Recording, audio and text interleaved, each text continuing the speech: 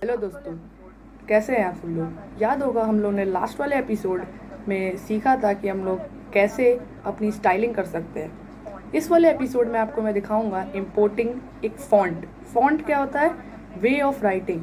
तो हमें किस स्टाइल में हमारा कंटेंट चाहिए उसको हम लोग खुद डिसाइड कर सकते हैं। तो जैसा कि आप देख सकते हो, जो डिफ़ॉल्ट होता है वो हमारा एरियल होता है, पर अगर हम चाहें तो हम कोई और फ़ॉन्ट भी डाल सकते हैं अपने कंटेंट के अंदर।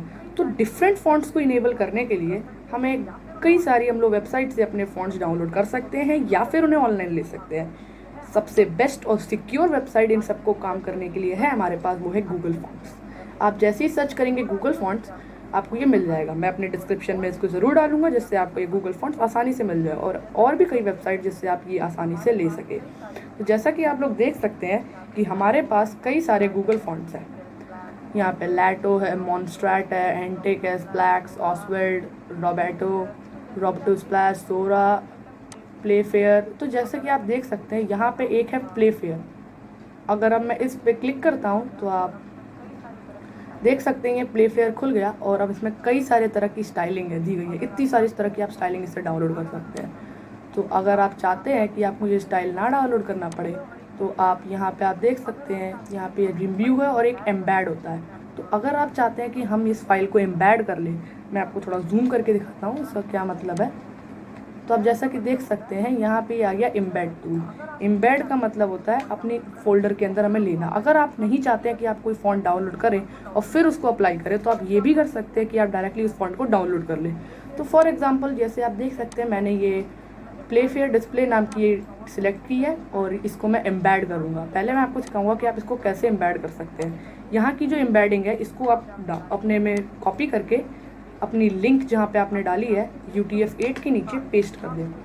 आप यहाँ पे ये पेस्ट हो गई। इसके बाद यहाँ पे जो CSS दिया गया है इसको आप कॉपी कर लें, और कॉपी करने के बाद अपनी स्टाइल शीट के जस्ट ऊपर वाले सेक्शन में या जिस पैराग्राफ में आपको ये डालना है आप वहाँ ऐसे ये डाल सकते हैं। और फिर अगर आप इसको सेव करके रिफ़्रेश करते हैं तो आप देख सकते हैं यहाँ पे चेंजेस आ गया है। ये इसलिए क्योंकि ये फ़ॉन्ट पहले से ही प्लेफेयर है, तो आपको इसमें ज़्यादा अंतर नहीं दिखा होगा, पर ये चेंज हुआ है एक्चुअली में। ऐसे ही आप यहाँ पे कई सारी तरह से अपनी फाइलें और या चीज़ जो आपको डाउनलोड करनी है, आप यहाँ से इसको डाउनलोड कर सकते हैं और इसको एज इट इज़ यूज़ भी कर सकते हो। पर कभी अगर आपको लगता है कि हमें ये हर बार यहाँ से एम्बेड करना पड़ेगा या कुछ करना पड़ेगा, तो उसको अवॉइड करने का भी एक तरीका है। ये तरीका है, मैं आपको कोई एक और फ़ॉन्ट अलग सा दिखाता हूँ एक लेकर। हम लोग लेने वाले हैं PT सेरेफ, नो, हम लोग लेना चाहते हैं क्विक सैंड। अगर अब मैं चाहूँ तो इसको भी इंपोर्ट करा सकता हूँ, पर अब इंपोर्ट कराने के लिए आपको हर बार डाउनलोड करना पड़ेगा। तो उसको अवॉइड करने के लिए आप यहाँ से इस फ़ॉन्ट को डाउनलोड भी कर सकते हैं। तो मैंने इस फाइल को डाउनलोड कर लिया है। ये मेरे से पूछने लगा आपको ये ज़िप डाउनलोड करना है, मैंने ज़िप पे क्लिक किया। अभी ये मेरे डाउनलोड होने लगेगा। अब मैं अपने डाउनलोड फोल्डर के अंदर जाऊँगा, यहाँ पे मैं कंप्रेस्ड पे आऊँगा और अब मैं यहाँ पे चेक करूँगा कि मेरी वो फाइल जो मैंने अभी डाउनलोड की है वहाँ से वो कहाँ पे है। आप देख सकते हैं quicksand.jip यही टॉप पे ही है। मैं इसको कट करके अपने फोल्डर्स में ले आऊँगा। जैसा कि आपको पता है कि मैं यहाँ डायरेक्टली पेस्ट कर सकता हूँ, पर जब ज़्यादा सिस्टमैटिक हम लोग अपनी वेबसाइट बनाते हैं तो ज़्यादा अच्छा लगता है, इंप्रेशन दूसरे पे और अच्छा जाता है। तो उसके लिए मैं यहाँ पे एक न्यू फोल्डर क्रिएट करके उसमें फ़ॉन्ट लिखूँगा, और फ़ॉन्ट लिखने के बाद मैं इसमें जाके इसको पेस्ट कर दूँगा। अब यहाँ पे जाके मैं इसको एक्सट्रैक्ट फाइल करूँगा जिससे मुझे ज़िप से एक नया फ़ोल्डर के रूप में ये फ़ाइल मिल जाए। और एक्सट्रैक्ट करने के बाद मेरे पास क्विकसैंड नाम का एक फ़ाइल आ गई, जिसके अंदर आप देख सकते हैं ये इतने सारे फ़ॉन्ट्स आ गए मेरे पास, और ये वाले भी फ़ॉन्ट आ चुके हैं मेरे पास। अब अगर मैं चाहूँ तो इस फ़ॉन्ट पे अगर क्लिक करूँ, फॉर एग्ज़ाम्पल क्विकसैंड लाइट, तो ये कह रहा है इसको इंस्टॉल कर लीजिए। अगर मैं इंस्टॉल पे क्लिक करता हूँ तो ये जो मेरी स्टाइलिंग है या जो ये फ़ॉन्ट है ये डायरेक्टली मेरे फ़ॉन्ट सिलेक्ट हो चुका है। ये है quicksandlight.ttf। तो अगर अब मैं यहाँ पे इस फ़ॉन्ट को हटा के अगर अब मैं यहाँ पे डालूँ यही वाला फ़ॉन्ट जो है हमारा quicksandlight.ttf, तो क्विकसैंड डालना पड़ेगा हमें इस पर, क्विकसैंड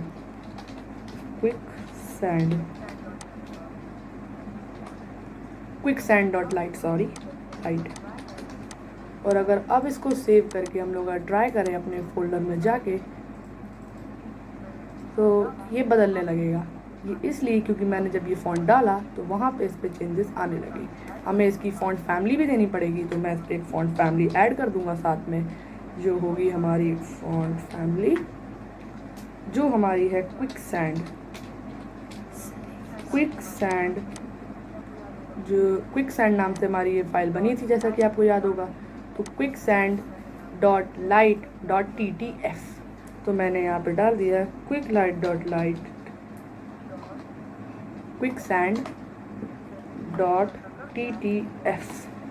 तो जैसे कि मैंने इसको ऐसा कर दिया है, तो अब ये इसी नाम पर सेव हो जाएगी।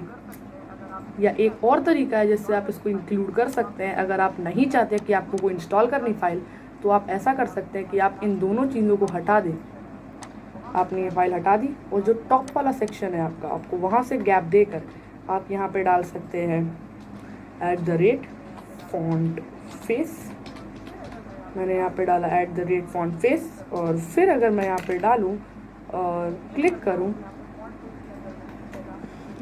करता हूँ, तो यहाँ पे फॉन्ट फेस के अंदर वो पूछेगा। तो मैं जब यहाँ पे एंट्री दे दूँगा उस फॉन्ट के बारे में, तो मेरे को पहले यहाँ पे लिखना पड़ेगा URL लिखने के बाद मैंने यहाँ पे एक ब्रैकेट क्रिएट किया। यहाँ पे मैं लिखूँगा फॉन्ट स्लैश, जो हमारे फॉन्ट की फ़ाइल थी, जो फॉन्ट की फ़ाइल आपको याद होगा, हम लोगों ने ये जो फॉन्ट की फ़ाइल हमारे नाम से सेव हुई थी, वो थी क्विकसैंड।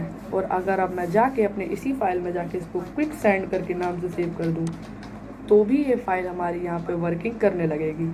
तो आप इस तरीके से भी अपनी फ़ाइल क्रिएट कर सकते हैं, इंपोर्ट बिना करवाए, बिना इंस्टॉल कराए, और या फिर गूगल की लिंक डाल के आप ऐसे सब वर्ड्स को यूज़ कर सकते हैं।